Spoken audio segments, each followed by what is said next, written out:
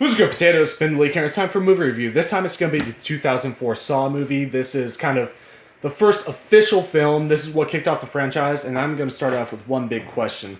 What the fuck happened to Bill's little hat from the short film? He should have kept that. Don't be taking away the puppet's hat.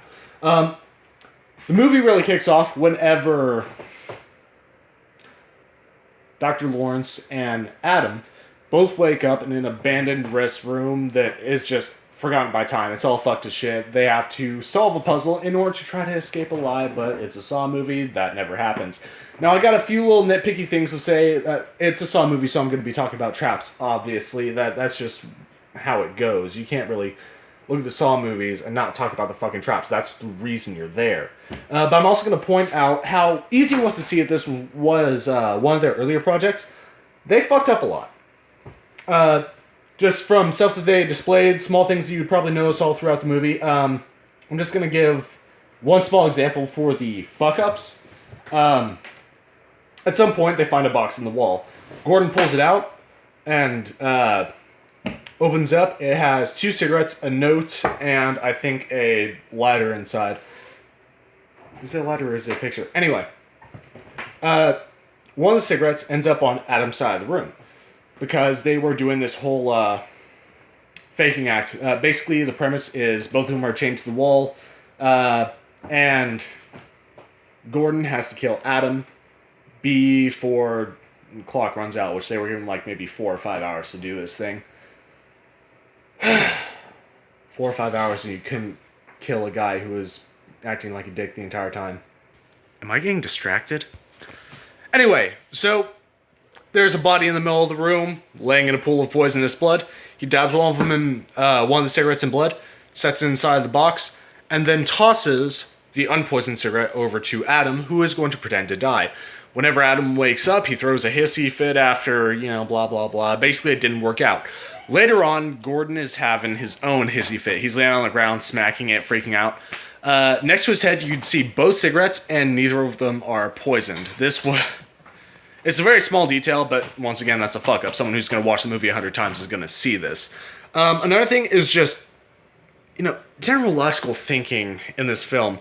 Detective Tapp isn't the sanest person in the movie, but he also has, field training. He was a detective, for fuck's sake. He had been in plenty of firefights.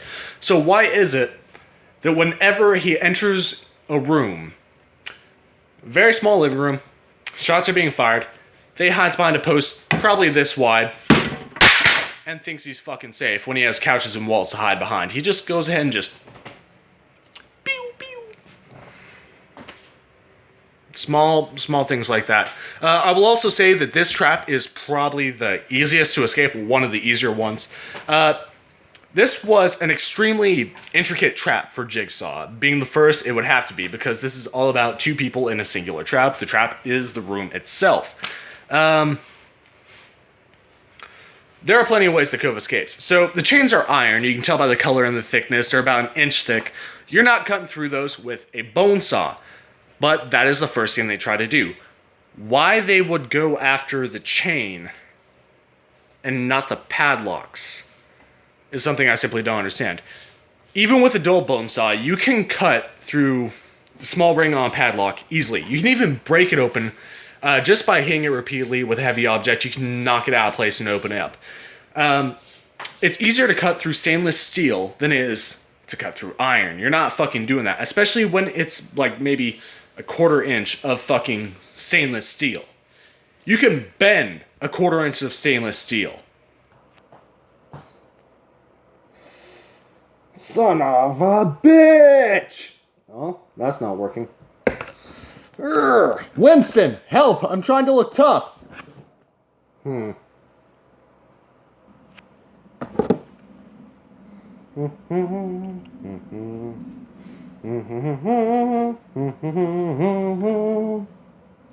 All jokes aside, it is completely doable. Here's the thing. Whenever you're in a life or death situation, it doesn't matter how much it cuts up your hands or whatever, you're going to keep working at it. And with an actual tool, like a bone saw, you can just keep going at it. It might take 30 minutes, but it can be done. Not only that, but they also had a revolver in the room. It was potentially a 44, not going to say it's a 357, because that seems A little too small for a 357, kind of underwhelming. But either way, that would put a really big fucking dent in that lock. Another question is, why did he... Well, I understand he was under a lot of stress at that point in time, but why would he cut off his foot? He is a fucking doctor. Rationally, he doesn't know how far he's going. Why would he cut off his foot when he can break it? Just break the ankle.